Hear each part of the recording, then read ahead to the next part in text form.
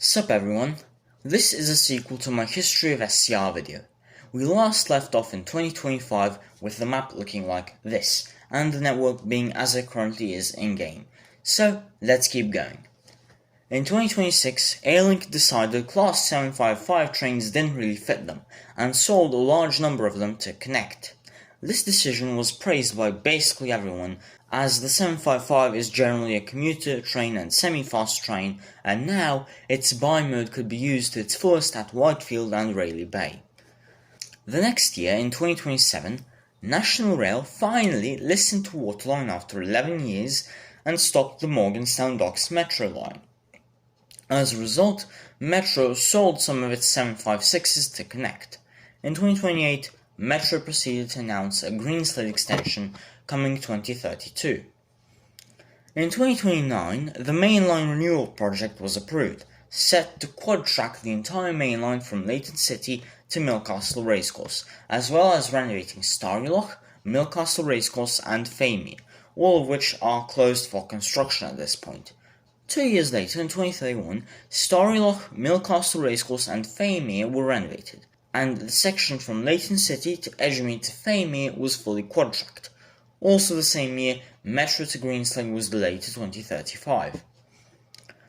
By 2032, the entire main line was quad-tracked, except for Rocket Parade, because the trench was just too tight there, and quad-tracking the area would result in the demolishing of dozens of buildings. Not everything was great for the railway, however. Remember that highly dangerous flyover? Well, it's about to get a lot more memorable. In December of 2033, the Morgantown flyover tragically collapsed while a Class 195-0 was on it, killing 30 people and injuring 74. There could have been a lot more casualties, but thankfully this was not during rush hour. All services over the flyover were stopped immediately, with trains being diverted, including all expresses to Newry. By the end of the day, the routes were all officially modified. Whitney Green Depot was closed due to damages, and a temporary speed restriction was introduced on the Morgantown Bridge and around the Whitney Green Depot. The Greenslade branch was also shut down for 2 to 3 days due to safety concerns on the still standing part of the flyover. The County Council began investigating the accident shortly after. In the spring of 2034, mass protests led to changes at National Rail, Transport for Stepford and the Morgantown City Council. The County Council investigation was still ongoing, and Metro to Greenslade was also cancelled. Later that year, in autumn, the investigation was concluded, with blame being on Network Rail for not doing their job inspecting and closing the flyover before the collapse. A decent portion of Network Rail's higher-up officials and executives were fined, arrested and/or fired for criminal negligence. The temporary speed restriction on the Morgantown Bridge ended, being the longest TSR in history, and repairs started at Whitney Green Depot. In 2035, Whitney Green Depot was reopened, and as part of the investigation and many subsequent lawsuits, National Rail and Network Rail paid tens of millions of pounds in damages to everyone from survivors, victim families, and even Waterline for the damaged 195 and 2 damaged 165s sitting at Whitney Green Depot.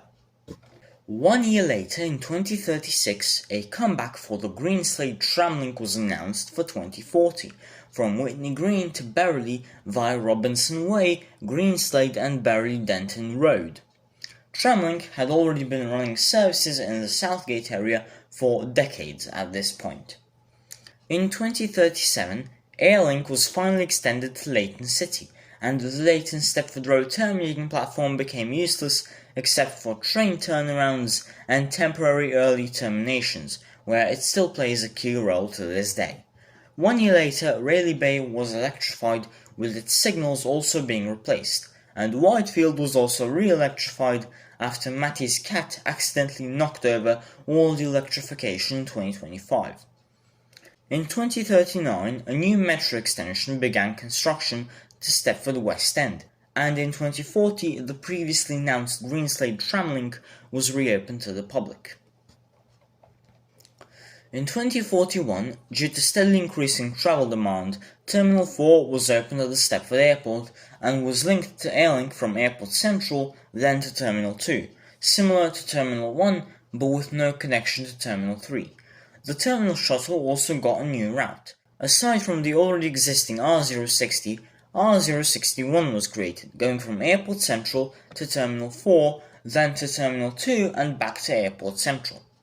The station itself was constructed similarly to Terminal 1. The Metro West End extension opened in 2042, branching off slightly after Beachley. It then stops at Beachley Plaza and enters underground tunnels, stopping at Gantry Plaza, Hillside, Business Park, then leaving the tunnels and terminating at Stepford West End. 3 years later, in 2045, a high-speed tunnel connection to Avonhill started construction. The Morgantown shuttle flyover was finally rebuilt in 2046, and this time it was thankfully only rated for 2-car waterline trains. R015 and R120 were restored. The following year, in 2047, some new track switches were made near Benton Depot and Benton Bridge, allowing express trains to go to Newry without using the now infamous flyover. In 2048, the tramlink systems for Greenslade and Southgate were connected, creating the Stepford tramlink.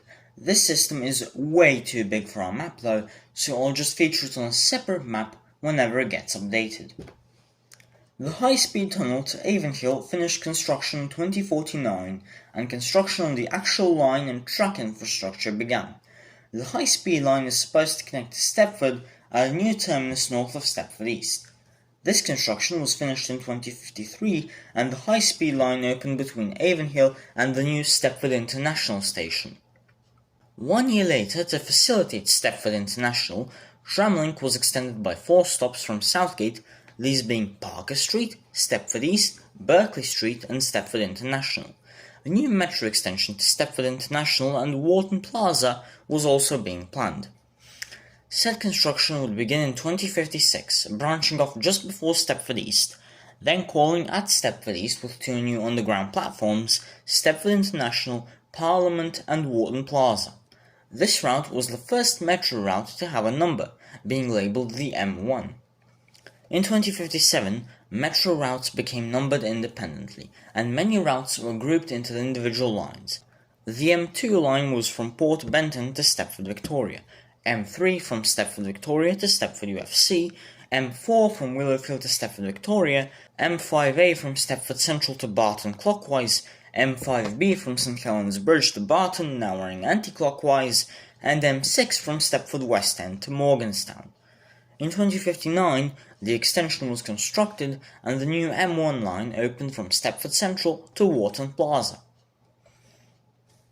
In 2062, Stepford was announced as the host for the 2068 Summer Olympics, sparking projects to improve infrastructure in Stepford, Leighton and Benton, which were selected as the host cities.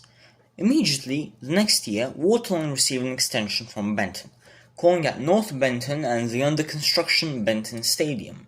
The year after that, Leighton Connect started operating a new service from Leighton West, calling at Leighton West, Leighton City, East Leighton, and the new under-construction Leighton Olympic Park.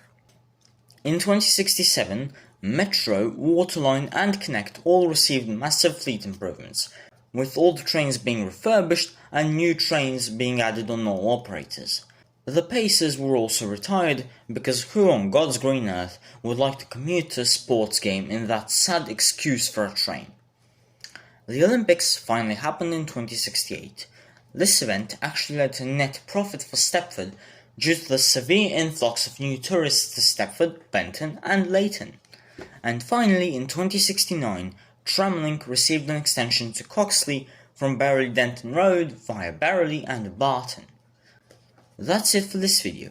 If you want to see the future of Stepford past 2070, you'll have to wait for part 2, which I'll make sometime. I split this into 2 parts because the second part is really long. Goodbye everyone.